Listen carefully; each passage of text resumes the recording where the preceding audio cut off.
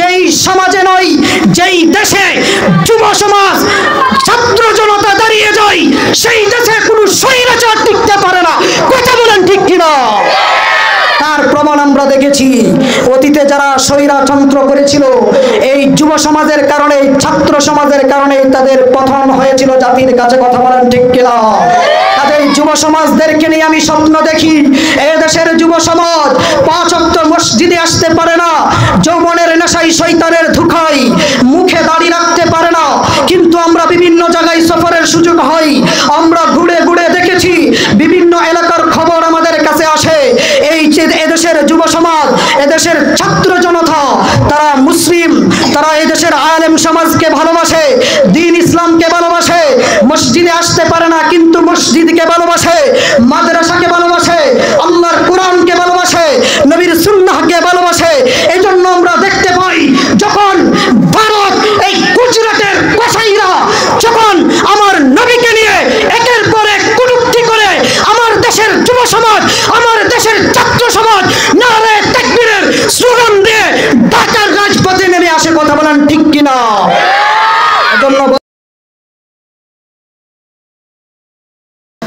আলহামদুলিল্লাহি নাহমাদুহু ওয়া নাস্তাঈনুহু ওয়া নাস্তাগফিরুহু ওয়া নু'মিনু বিহি ওয়া নাতাওয়াক্কালু আলাইহি ওয়া নাউযু বিল্লাহি মিন শুরুরি আনফুসিনা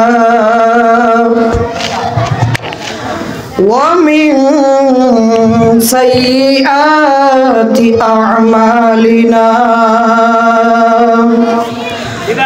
মান ইয়াহদিহিল্লাহু ফালা মুদিল্লা লাহু ওয়া মান ইউদ্লিলহু ফালা হাদিয়া লাহু ওয়া নাশহাদু আল্লা ইলাহা ইল্লাল্লাহু ওয়াহদাহু লা শারীকা লাহু ওয়া নাশহাদু আন্না সাইয়্যিদানা ওয়া সানাদানা ওয়া নাবিyyana ওয়া শাফী'ানা ওয়া হাবিবানা ওয়া তাবীবানা ওয়া কুলুবানা ওয়া মুরশিদানা ওয়া মাওলানা মুহাম্মাদান আবদুহু ওয়া রাসূলুহু আল্লাযী আরসালাহু বিল হাক্কি বাশীরান ওয়া নাযীরান ওয়া দা'iয়ান ইলাল্লাহি বিইذনিহি ওয়া সিরাজান ওয়া qamaran munira amma ba'du faqad qala Allahu ta'ala fi kalamihil majid wa furqanihil hamid a'udzu billahi minash shaitanir rajim bismillahir rahmanir rahim qutilal insanu ma akfaru min ayyi shay'in khalaqahu min nutfatin khalaqahu faqaddarahu summa as-sabila yassarahu summa amatahu faqbarahu sadaqallahu maulana al-azim وقال النبي صلى الله عليه وسلم তারাকতু ফীকুম আমরাইন লান তাদিল্লু মা তামাসসাকতুম বিহিমা কিতাবাল্লাহ ওয়া সুন্নাত রাসূলিহি আও কামা ক্বালা আন-নাবিয়্যু আলাইহিস সালাতু ওয়াস সালাম। আলহামদুলিল্লাহ। ভাটিচর নৌপাড়া ধিগলাপাড়া জামে মসজিদের উদ্যোগে আয়োজিত আজকের এই মহতী জলের সম্মুখে সূরা আবাসের 17 নম্বর আয়াতে কারিমা থেকে বেশ কয়েকটি আয়াতে কারিমা তেলাওয়াত করেছি। উক্ত আয়াতগুলোর মধ্যে মহান আল্লাহ পাক রব্বুল আলামিন মানুষের উপরে খুব প্রকাশ করেছেন, রাগ প্রকাশ করেছেন। আল্লাহ বলেন কুতিলাল ইনসানু মা আকফার, মানুষ ধ্বংস হোক কেন, তার জবাব আল্লাহ দিয়ে দিয়েছেন আয়াতের শেষ অংশে। আল্লাহ নিজেই বলেন কুতিলাল ইনসানু মা আকফার। আল্লাহু আকবার বাড়িতে যাই বলবেন নাকি? হ্যাঁ, আল্লাহর কোরআন যখন পড়া হয় আপনারা কোরআন তেলাওয়াতের শেষে আল্লাহু আকবার বলবেন, শয়তান পালিয়ে যাবে। আল্লাহ বলেন কুতিলাল ইনসানু মা আকফার, মানুষ ধ্বংস হোক কেন, মা আকফার, কারণ মানুষ বড় নিমুখ হারাম। আল্লাহর আসমানের নিচে জমিনের উপরে আল্লাহর যত মাখলুক আছে সমস্ত মাখলুকের মধ্যে মানুষ যত নিমুখ হারাম, আর অন্য কোনো প্রাণীকে অন্য কোনো মাখলুককে আপনি পাবেন না। নিমুখ হারাম কারে কো জানেননি? ফার্সিতে একটা প্রবাদ আছে, নিমুখ খরিদি নিমুখ দ্বারা শিকস্তি, অর্থাৎ নিমুখ হারাম বলা হয় লুন খাইয়া তার গুণ না গায়া বরং নিমুখ দান এটাই ভাঙ্গা দেওয়ার নাম নিমুখ হারাম। কথা বলেন ঠিক না? আল্লাহ দৃষ্টান্ত তুলে ধরেছেন সূরাতুল আদিয়ার মধ্যে। বলবো আয়াত আগে থেকেই বলি, আমি তাফসীর করব ইনশাআল্লাহ, আপনারা মনোযোগ দিয়ে শুনবেন, নাহলে পেছকি লাগবে। আল্লাহ বলেন ওয়াল আদিয়াতি দবহা,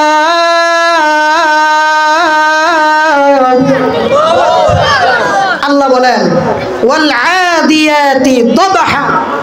দবহা বলা হয় ঊর্ধ্ব শ্বাসে দৌড়নেওয়ালা ঘোড়ার কসম। এভাবে নিঃশ্বাস নেয় না, তাফসীর বুঝেন।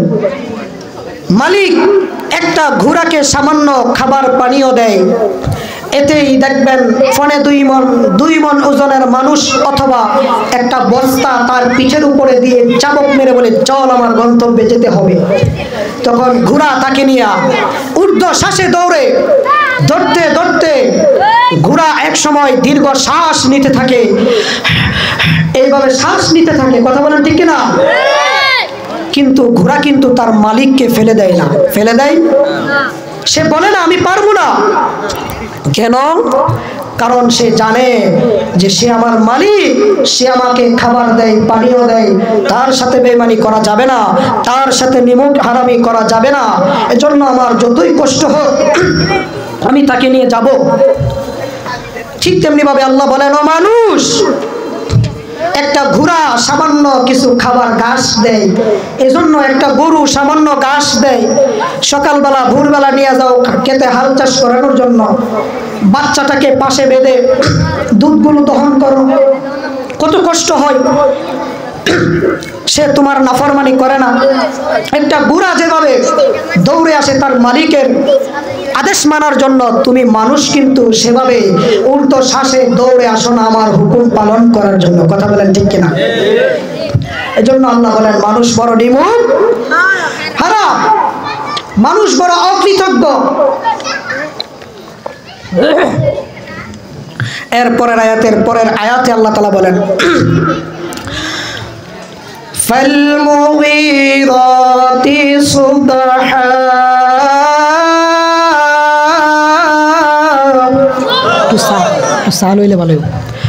প্রত্যুষে কনকনে শীতের মধ্যে দৌড়নেওয়ালা ঘোড়ার কসম।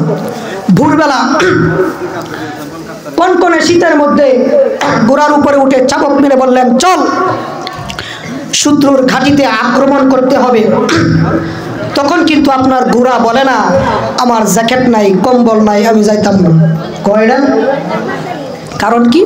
সে চিন্তা করে উনি আমার মালিক, আমি ওনার অবাধ্যতা করা যাবে না, তিনি আমাকে লালন পালন করেন, ঠিক না? আর মানুষ যদি একটু ঠান্ডা পড়ে যায়, মুয়াজ্জিন যদি বলে আসসালাতু খায়রুম মিনান নাওম, ঘুম থেকে নামাজ ভালো, তখন কিন্তু তুমি আজান শুনে কম্বলটা আরো বেশি করে গায়ে দিয়া ঘুমাইয়া বোঝাও না না না, আমার নামাজ থেকে ঘুম ভালো। কথা বলেন ঠিক কিনা? নাউজুবিল্লাহ। এজন্য আল্লাহ কয় নিমুখ হারাম করে কো সিন্দাল। একটা কুকুর সারাটা রাত্র বাড়িটা পাহারা দেয়, আপনার বাড়ির কাটা জুঠা খায়, সামান্য খাবার দেয়, আর কত লাথি গোথা খায়। একটা কুকুর সারাটা রাত্র আপনার বাড়িটা পাহারা দেয়, আর মালিককে বলে মালিক আপনি ঘুমান, আমি সারাটা রাত্র জাগ্রত থেকে আপনার বাড়িটা পাহারা দিব, আপনি ঘুমান, টেনশন করেন না। আল্লাহ পাক রব্বুল আলামিন ডেকে বলেন, ও মানুষ, আমি আল্লাহ মানুষ বানায়া তোমরা মানুষ কত আরামে ঘুমাও, সমস্ত মাখলুক কত আরামে ঘুমাই, তোমার ঘুমের ব্যবস্থা করে দিলাম, কিন্তু আমি আল্লাহ 24 ঘন্টার মধ্যে একটা সেকেন্ড ঘুমাই না। সুবহানাল্লাহ। আল্লাহ ঘুমান না, আল্লাহ নিজেই বলেন কোরআনের মধ্যে, বলবো আয়া লা তাখুযুহু সিনাতুন ওয়ালা নাওম। আল্লাহ বলেন আমার ঘুমও নাই, তন্দ্রাও নাই। তন্দ্রা বুঝেন তো? কেমন করেন? আল্লাহ বলেন আমার ঘুমও নাই, তন্দ্রাও নাই। আর আল্লাহ তাআলা ঘুমকে মানুষের জন্য বানিয়ে দিয়েছেন আরামদায়ক। এটা আল্লাহ সূরাতুন নাবার মধ্যে অন্য আয়াতে বলেন, বলবো আয়া? আল্লাহ বলেন ওয়া নাওমাকুম সুবাতা।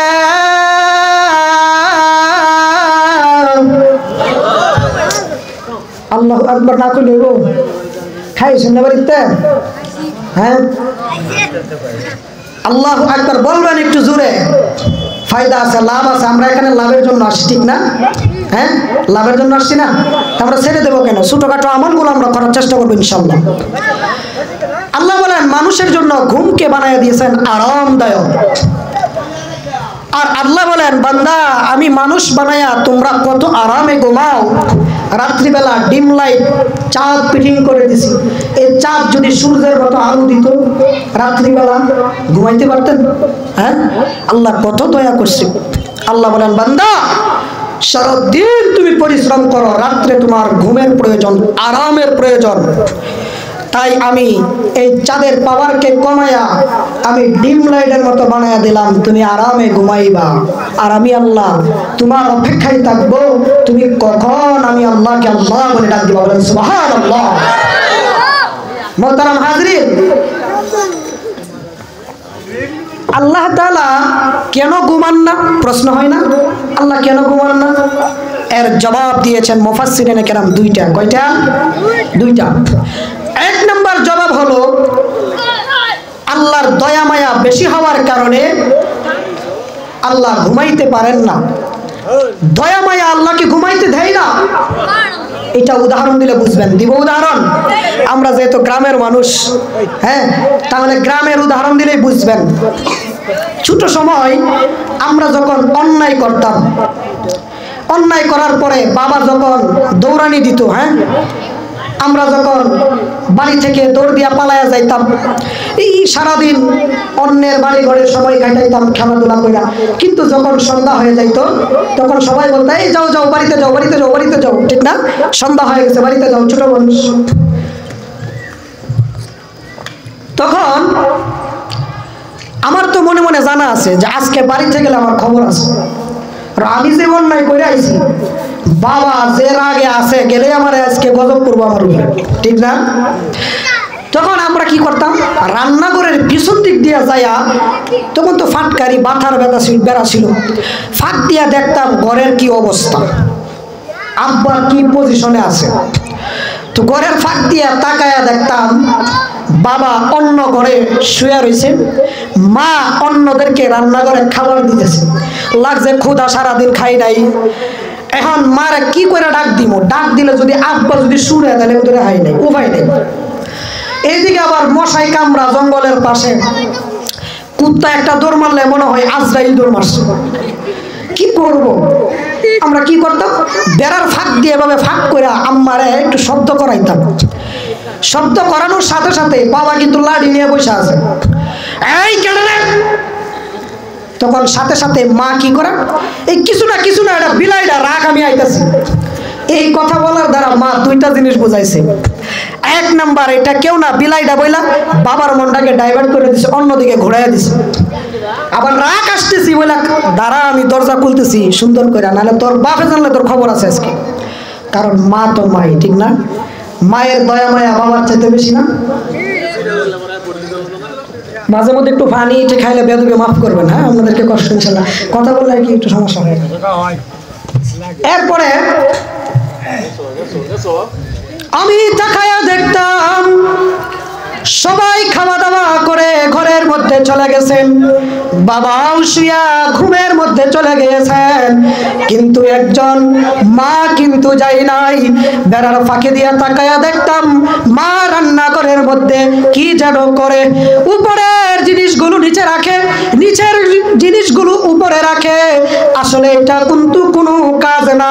বাবা ডাক দেয়া বলে ঘুমাইবা না নাকি? মা ডাক দেয়া বলে না, আমার একটু কাজ আছে, তুমি ঘুমাও। আসলে কোনো কাজ নাই। মা চিন্তা করে, আরে আমার সন্তান বাহিরে রইয়া গিয়েছে, আমি যদি ঘুমায়া যাই আমার সন্তান মা মা বলে ডাকবে, আমার সন্তান কার কাছে যাবে? তুমি বাবা তোমার চাইতে আমি আমার সন্তানকে 10 মাস 10 দিন পেটে ধারণ করেছি, আমার দয়া মায়া বেশি, আমি বুঝি আমার সন্তানের প্রতি আমার কেমন মায়া। আমার মায়া আমার বেশি হওয়ার কারণে সবাই ঘুমায়া যায়, কিন্তু আমি মা সন্তানকে বাহিরে রেখে আমি ঘুমাইতে পারি না। কথা বলেন ঠিক কিনা?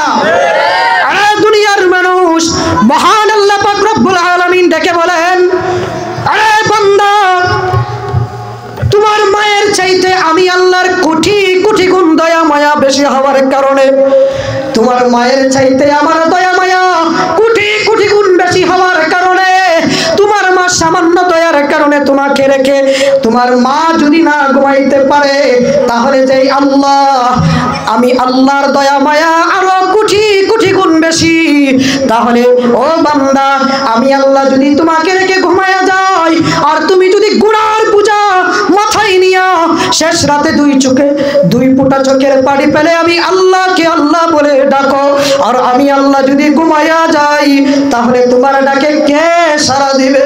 আরে বান্দা, আমি আল্লাহর দয়া মায়া বেশি হওয়ার কারণে আমার দয়া মায়া আমারে ঘুমাইতে দেয় না। কাজেই তোমরা কত আরামে ঘুমাও, আমি আল্লাহ 24 ঘন্টার মধ্যে একটা সেকেন্ড ঘুমাই না।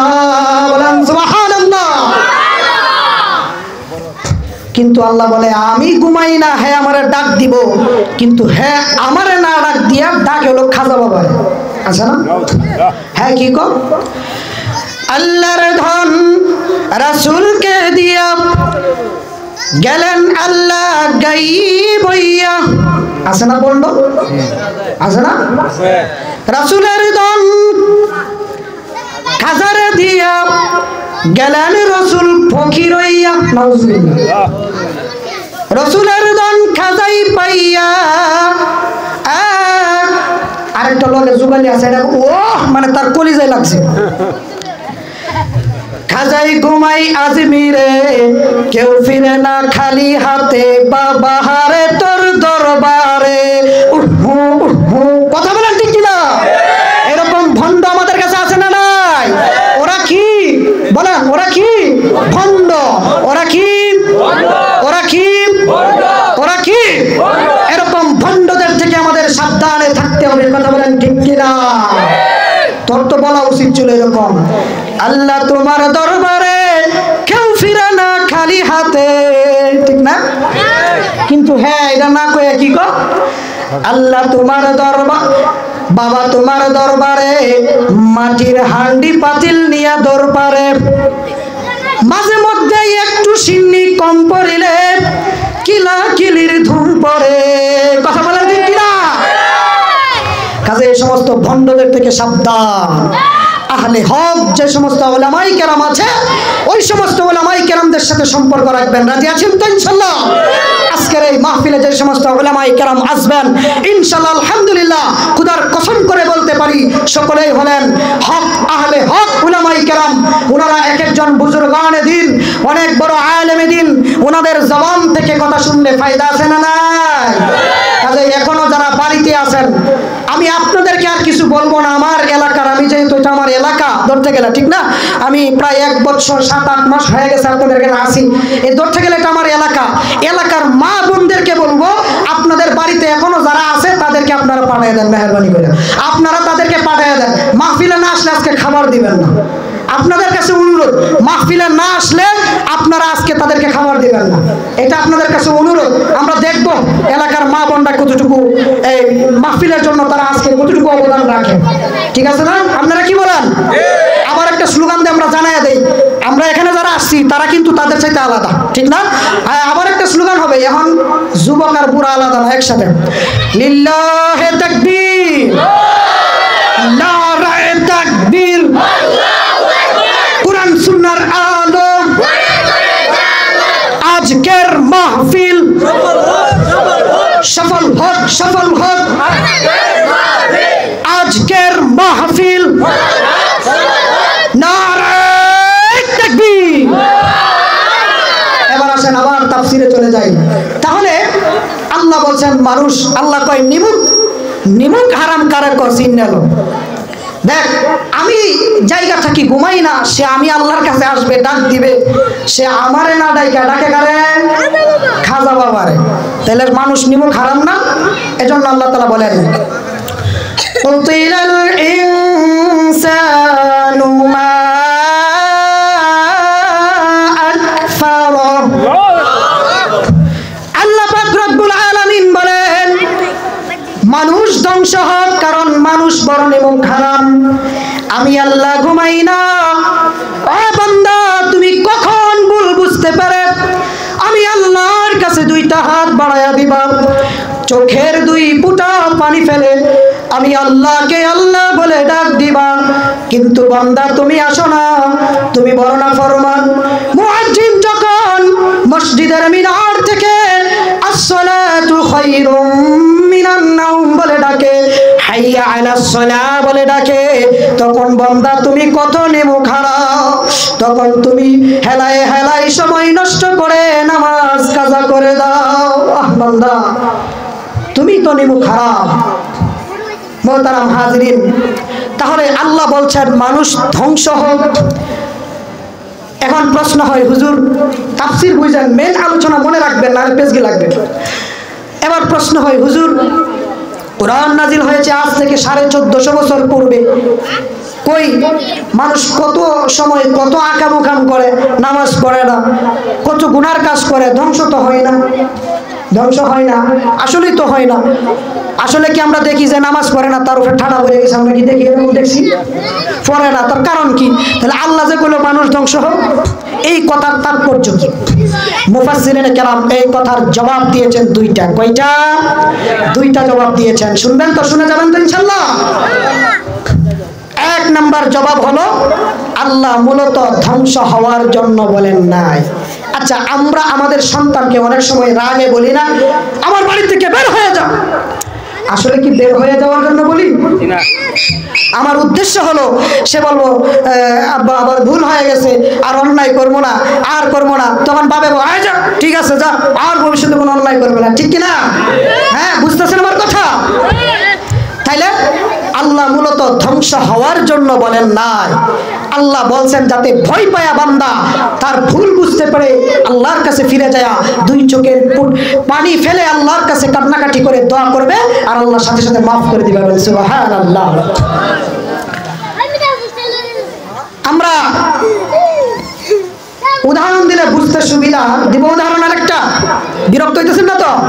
হ্যাঁ, অনেকে হয়তো মনে মনে বলতে পারেন যে হুজুর তো আমরা এলাকা, হুজুরের বয়ান তো শুনি, এখন হুজুরে কে লিখে বয়ান করে নাকি? আপনারা বিরক্ত হলে ছাড়া দিব, যদি চান আমি বয়ান করবো ইনশাল্লাহ।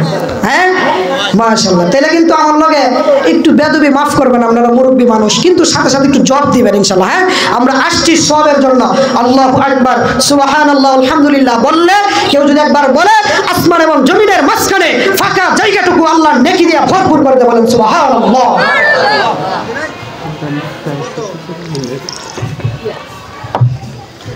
সবাই বলি আলহামদুলিল্লাহ। আপনারা শুনলে খুশি হবেন, ইতিমধ্যে খবর আসছে আমাদের আজকের এই মাহফিলের প্রধান বক্তা, আমাদের প্রধান আকর্ষণ আমাদের এখানে তাশরিফ এনেছেন, আমাদের কাছে এসে উপস্থিত হয়েছেন। সকলে বলেন আলহামদুলিল্লাহ।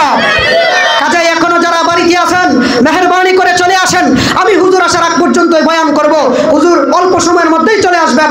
আপনারা মেহেরবানি করে এখনো যারা বাড়িতে আছেন চলে আসবেন।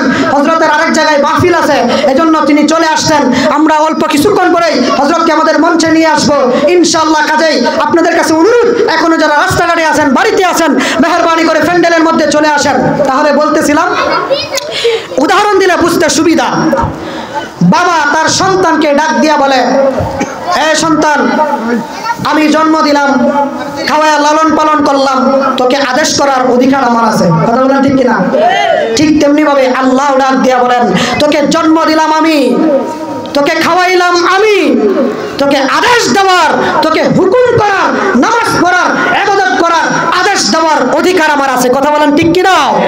আমরা অনেক সময় বলি এই দেশ আমরা স্বাধীন করেছি, কাজেই দেশ আমাদের কথা মতো চলবে। কেউ বলে স্বাধীনতার ঘোষণা আমরা দিয়েছি, কাজেই দেশ আমাদের মতো চলবে। আবার কেউ বলে এই দেশকে আমরা বিভিন্ন উপজেলায় ভাগ করেছি, কাজেই দেশ আমাদের কথা মতো চলবে। ঠিক তেমনি ভাবে আল্লাহ তাআলা বলেন, ইনিল হুকমু ইল্লা লিল্লাহ। ও দুনিয়ার মানুষ, আমি তোমাদেরকে জন্ম দিয়েছি, আমি তোমাদেরকে লালন পালন করাই, একেবারে মায়ের পেট থেকে নিয়ে মৃত্যুর আগ পর্যন্ত নয়, সব সময় তোমার যা কিছু প্রয়োজন আমি আল্লাহ তোমাকে দিতেছি।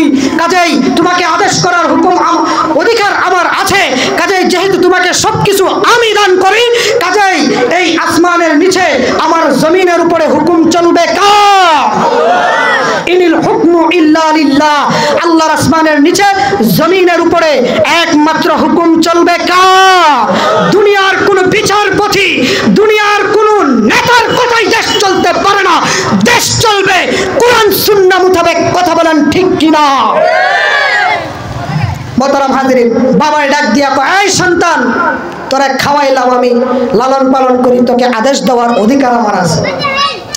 শোন, আমি জরুরি কাজে আমি একটু ঢাকা যাইতেছি, তুই বাড়িতে যে কাজগুলো আছে এগুলো তুই করে রাখবি।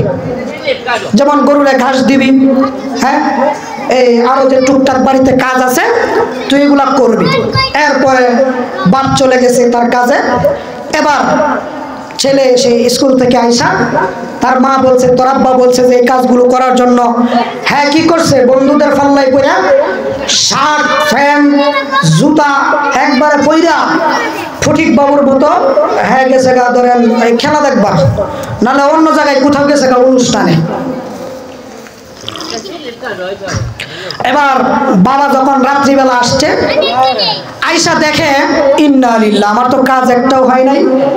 এখন দেখবেন বাবারা যদি ফুলাফানের উপরে রাগ করে, সন্তানের উপরে, সেই রাগ যায় যারে মাদের উপরে, ঘরের বউর উপরে রাগ যায়, ঠিক না? এখন যায় হাইরা সলিমউদ্দিনের মায়ের কাছে যায় রাগ যায়, একটা কাম হইল না, তার মা আর উল্টা দমক দেয়। আমি কি জানবো, আমি হলাম মহিলা মানুষ, নরম পাইছে আমার, তাই না? তোমার ছেলে কথা মানে না, তোমার ছেলে তো তোমার মতোই হয়েছে, কথা কয় না? মা যখন দেখবেন দোষ দেয় তখন করবো তোমার ছেলে তোমার মতো হয়েছে। আর বাবা যদি কয় যে তোমার খারাপ করে, তাহলে করবো তোমার ছেলে তোমার মতো হয়েছে, এটা কয় না? এখন বাবাই কয় ঠিক আছে, জন্ম দিলাম আমি, লেখাপড়ার খরচ দিই আমি, খাওয়াই আমি, আমি একটা কামের আদেশ দিলাম, হ্যাঁ মানলো না, আজকে আসো, ওর একদিন কি আমার একদিন, লাড়ি নিয়ে বসে বাড়ির মধ্যে, যে আজকে আসলে ধরবা। এখন সলিমউদ্দিন সাহেবের কিন্তু মনে মনে জানা যে কাজ যে আমি একটাও করছি না, আজকে বাড়িতে গেলে আমার ইন্না লিল্লাহ গজব পড়বো আমার উপরে।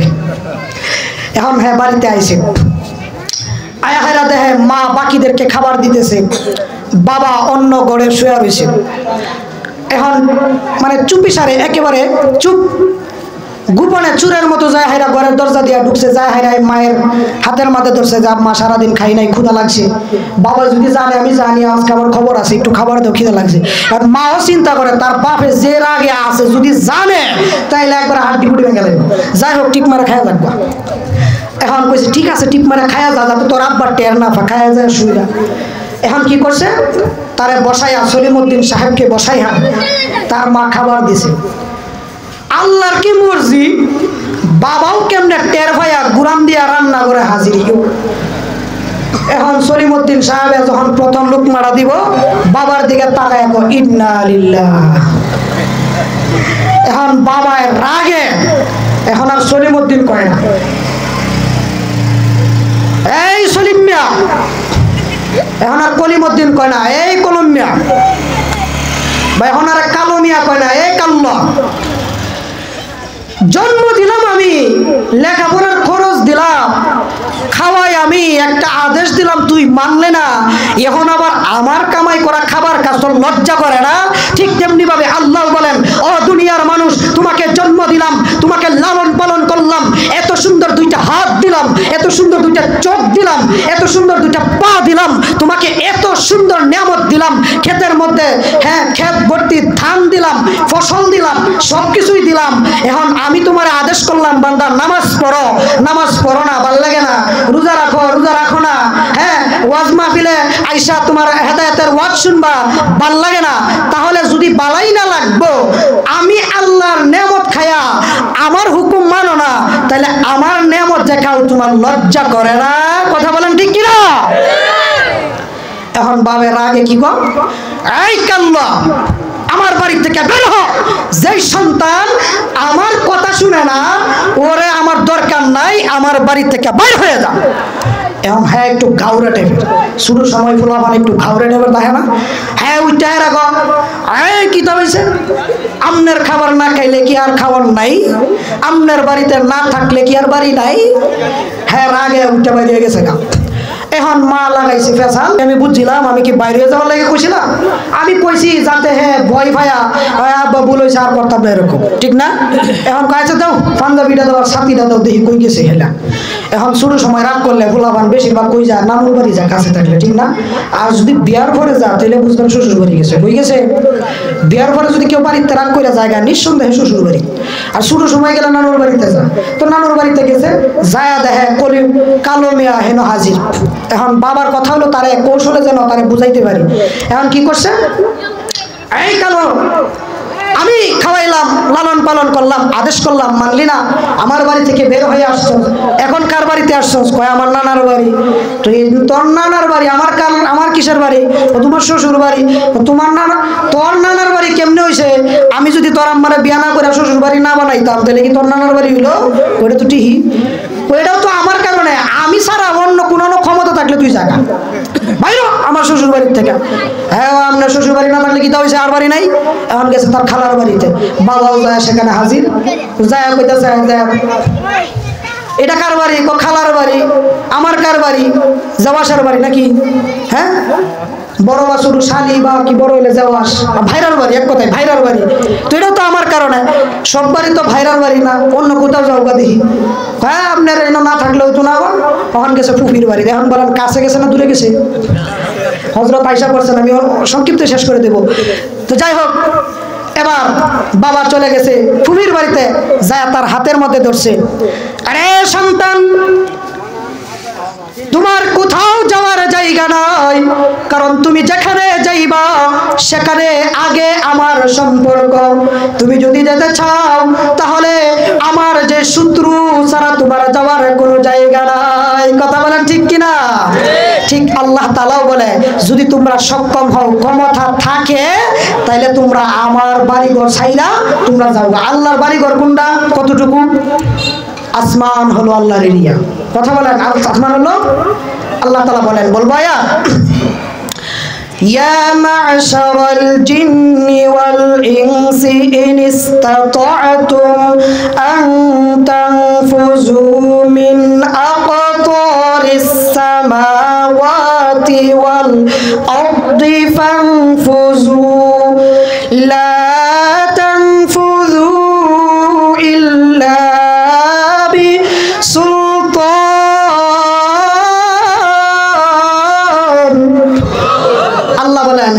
মানুষ এবং জিন, ইনিস্তাতাতুম মানে আল্লাহ জানে যাওয়ার জায়গা নাই, যদি সক্ষম হও আমার এরিয়া ছাইরা অন্য কোথাও যাওগা, তার মানে আল্লাহও জানে যাওয়ার জায়গা নাই। আসলে যাওয়ার জন্য বলে নাই, পরের আয়াতের অংশ দ্বারা বোঝা যায় লা তানফুযু ইল্লা বিসুলতান, যেখানেই যাইবা সেখানেই আমি আল্লাহর এরিয়া। কোথায় যাইবা উসমান, চতুর্দিকেই আসমান, ঠিক না? ও দুনিয়ার মুসলমান, আমি আলোচনা সংক্ষেপ করে দিচ্ছি। এবার বাবা সন্তানকে ছেড়ে দেয় না, সন্তানের হাতটার মধ্যে ধরে বলে বাবা তুই চলে আসছি, তোর মাও খাই নাই আমিও খাই নাই, আমি আসলে তোকে বের হওয়ার জন্য বলি নাই, আমি বলেছিলাম যাতে করে তুই সারেন্ডার করে আমি আমার কাছে আত্মসমর্পণ করে বলবে বাবা আমার ভুল হয়ে গেছে, আর এমন করব না। আরে সন্তান চল বাড়িতে চল। এবার দেখবেন বাবা সন্তানের হাত ধরে নিয়ে যায়, সামনে যদি কাল পড়ে বিল পড়ে নদী পড়ে তাহলে দেখবেন আবার কাঁধে করে নিয়ে যায়, আবার সন্তানকে ছিপ কিনে দেয়, আবার হাতের মধ্যে ধরে ধরে নিয়ে যায়। আল্লাহ পাক রব্বুল আলামিন বলেন ও দুনিয়ার মানুষ, আমি আল্লাহ তোমাদেরকে ধ্বংস হওয়ার জন্য বলি নাই, তোমাদেরকে বলেছি যাতে করে তোমরা ভয় পেয়ে আমি আল্লাহর কাছে সারেন্ডার করে আমি আল্লাহর কাছে বলবা ওগো আল্লাহ আমার ভুল হয়ে গেছে, অন্যায় করে ফেলেছি, নামাজ পড়ি নাই, রোজা রাখি নাই, সামনে থেকে আর নামাজ কাজা করব না। তাই যদি এই কথা বলে দুই ফোঁটা চোখের পানি পেলে আমি আল্লাহর কাছে যদি তুমি কান্না করতে পারো রে বান্দা, তাহলে আমি আল্লাহর কাছে তুই চাইতে দেরি হবে। এ বান্দা তোরে শুধু মাফ করব না, না তোকে আমি সাথে সাথে টান দিয়া আমার রহমতের চাদরের কুলে উঠায়া নিব। বলেন সুবহানাল্লাহ। আমার আলোচনা শেষের দিকেই মোহতারাম হাজিরিন, লাস্ট কিছু কথা বলে আমি আলোচনা শেষ করে দিব, আমাদের মেহমান চলে আসছেন। ও দুনিয়ার মুসলমান, তাহলে আল্লাহ মূলত ধ্বংস হবার জন্য বলে নাই, আল্লাহ তাআলা ধমক দিয়েছেন যাতে ভয় পেয়ে আল্লাহর কাছে সারেন্ডার করে আসতে পারেন। এজন্য আল্লাহ বলেন কুতিলাল ইনসানু মা আকফারা, মানুষ ধ্বংস হোক, কারণ মানুষ বড় অকৃতজ্ঞ নাফরমান। 2 নাম্বার, এই কোরআন নাজিল হয়েছে 1450 বছর পূর্বে, এখনো ধ্বংস হয় না। প্রশ্ন হয় না, এর জবাব দিয়েছিলেন মুফাসসিরিনে কেরাম 2টা। 1 নাম্বার হলো ধ্বংস হওয়ার জন্য বলেন নাই, 2 নাম্বার জবাব মুফাসসিরিনে কেরাম বলেন ধ্বংস হবে, এতে কোনো সন্দেহ। ফেরাউন ধ্বংস হয়েছে নি, নমরুদ ধ্বংস হয়েছে নি, কেমনে ধ্বংস হয়েছে? জুতার বাড়ি খায়া। কথা বলেন ঠিক কিনা? কেন জুতার বাড়ি খাওয়া ধ্বংস করছে? আল্লাহ পাক রব্বুল আলামিন গোটা জাতিকে ইতিহাস করে জানিয়ে দিয়েছেন, ও জাতি, ও কিয়ামত পর্যন্ত যত শাসন, যত শাসক, যত পাওয়ারফুল, যত ক্ষমতাবান তোমরা আসো না কেন, ক্ষমতার মসনদে বসে নমরুদের ইতিহাসকে ভুলে গেলে চলবে না, ফেরাউনের ইতিহাসকে ভুলে গেলে চলবে না। যদি ক্ষমতার মোহে পড়ে আল্লাহকে ভুলে যাও, আল্লাহর কোরআন সুন্নাহর বিরুদ্ধে রাষ্ট্র পরিচালনার পায়তারা করো। আমার 92 মুসলমানের দেশে ডারউইনের মতবাদ মানুষ বানর থেকে হয়েছিল, এই ধরনের মতবাদ ট্রান্সজেন্ডার সমকামিতার পায়তারা করে ইসলামকে বিকৃতি করতে চাও। এই দেশের শাসন ক্ষমতায় বসে আলেম উলামাদেরকে মামলা হামলা করে রিমান্ডে দিয়ে ধ্বংস করে দিতে চাও।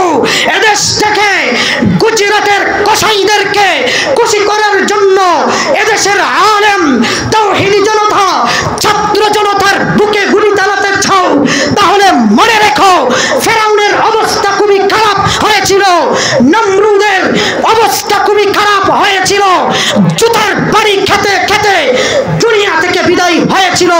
তোমরাও মনে রেখো, যদি এরকম স্থানে আসো তাহলে তোমাদের অবস্থান নমরুদের চাইতেও আরো ভয়ঙ্কর হবে। এদেশের জনগণ, মুসলিম জনতা, তাওহীদি জনতা তোমাদেরকেও জুতার বাড়ি দিতে দিতে মামুর বাড়ি দিল্লি পাঠাতে মানুষ একটুও দেরি করবে না। কথা বলেন ঠিক কিনা? দুনিয়ার মুসলমান, আমাদের কথা হবে, আমরা বলতে চাই আজকের এই মাহফিল থেকে পরিষ্কার মিডিয়ার মাধ্যমে জানিয়ে দিতে চাই, সামনে আগামীতে যারাই রাষ্ট্র ক্ষমতায় আসবেন একটি কথা পরিষ্কার বলে দিতে চাই, পরিষ্কার ভাবে মনে রাখবেন, এদেশের তাওহীদি জনতা, এটা 92% মুসলমানের দেশ, শাহজালাল ইয়ামানির দেশ, ঢাকা শহর মসজিদের শহর, এটা দিল্লি নয়, এটা ঢাকা। এটা এদেশের মানুষ ইসলামকে ভালোবাসে, আলেম উলামাদেরকে ভালোবাসে। কাজেই ভবিষ্যতে যারাই ক্ষমতায় যাবেন তারা কখনো ইসলামের বিরুদ্ধে আঙুল তোলার চেষ্টা করবেন না, কখনো আলেম উলামাদের বিরুদ্ধে যাওয়ার চেষ্টা করবেন না। যদি যান তাহলে ইতিহাস সাক্ষী আপনাদের পরিণতি হবে তার চাইতেও বড় ভয়ঙ্কর। কথা বলেন ঠিক কিনা? ও দুনিয়ার মুসলমান, আজকের এই মঞ্চ থেকে আরেকটা মেসেজ পৌঁছে দিতে চাই। আমাদের দেশের যারা সাধারণ সনাতনী, যারা হিন্দু ভাইয়েরা আছেন, আপনারা জানেন আমাদের দেশে একটা সংগঠন বাইর হয়েছে যেটার নাম হলো ইসকন। যারা বাহিরের গুজরাটের কসাই, ভারতের কট্টর হিন্দুত্ববাদিত্ব এই দেশে কায়েম করতে চাই, তারা বাংলাদেশের সাধারণ সনাতনী হিন্দু ভাইদেরকে ব্যবহার করে এই কাজগুলো করতে চাই। সাধারণ হিন্দু ভাইদেরকে বলবো, ওরা আপনাদের দলের না, ওরা আপনাদেরকে ব্যবহার করে মুসলমানের কাছে কালারিং করতে চাই। আপনারাও সতর্ক থাকবেন এবং ইসকনকে এই মিডিয়ার মাধ্যমে জানিয়ে দিতে চাই, ও ইসকনের জঙ্গি সংগঠন, তোমরা মনে রেখো এই দেশে তোমরা সাধারণ সনাতনী হিন্দুদের মতো বসবাস করো, তোমাদের উপাসনালয়ে তোমরা ইবাদত করো, আমাদের কোনো আপত্তি নাই। কিন্তু 92% মুসলমানের দেশে বসে জঙ্গি সংগঠন তৈরি করে ভারতের গুজরাটের উগ্রবাদী হিন্দুত্ববাদ কায়েম করে জয় শ্রীরামের স্লোগান দিয়ে আদালত চত্বরের পাশে আমার মুসলিম আইনজীবীকে জবাই করে জয় শ্রীরামের স্লোগান দিয়ে এদেশের তাওহীদি জনতা তোমাদের জিহ্বাকে টেনে চিরে ফেলবে। কথা বলেন ঠিক কিনা? কথা বলেন ঠিক কিনা? আমাদের সরকারের কাছে দাবি হলো ইসকনকে নিষিদ্ধ করতে হবে। কথা বলেন ঠিক কিনা? কাদিয়ানীদেরকে নিষিদ্ধ করতে হবে। কথা বলেন ঠিক কিনা? নাস্তিকদেরকে সর্বোচ্চ শাস্তি ফাঁসির মঞ্চে ঝুলাতে হবে। কথা বলেন ঠিক কিনা? 2013 সালে শাপলা চত্বরের 5 মে